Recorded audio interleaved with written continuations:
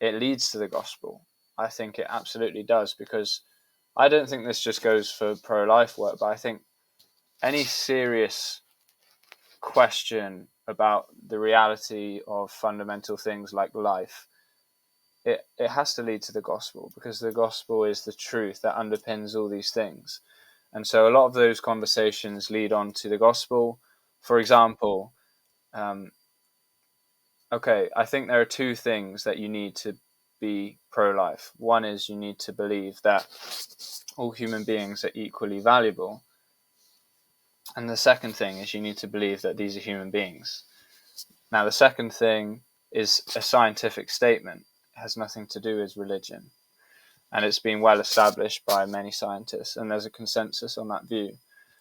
For the first, well, I think many people want to believe and would say that they believe that all human beings are equally valuable.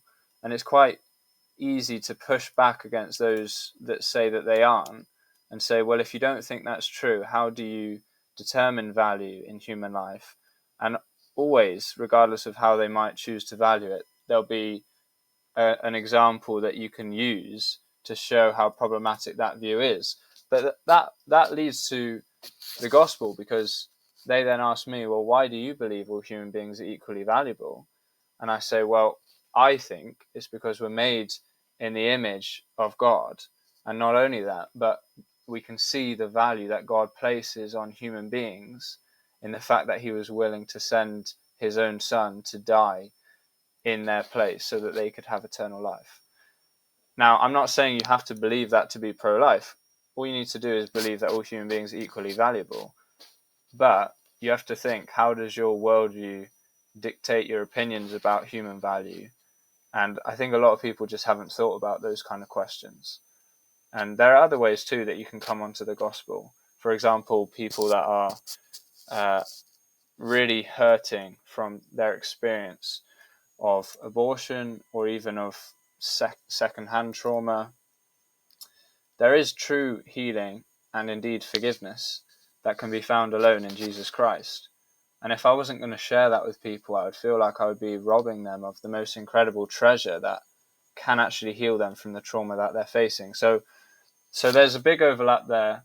But I think, as I alluded to earlier, one of the main differences is people in evangelism stories, you're trying to engage people who in the UK often will be apathetic. Whereas in a pro-life stall, people aren't usually apathetic. People usually have very, very strong opinions, and that's one of the main differences. So you don't have to try that hard to engage people, because the images do a lot of the work for you. People are already going to have a strong reaction and they're going to be engaged.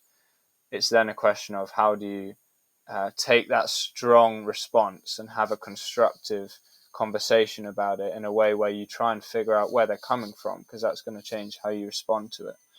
And that's similar in evangelism, that you want to figure out where the person's coming from. And sometimes people do have strong opinions, but there's a lot of apathy, I think, particularly amongst younger people around Christianity. And there is just not this, it's very rare to find such apathy about abortion.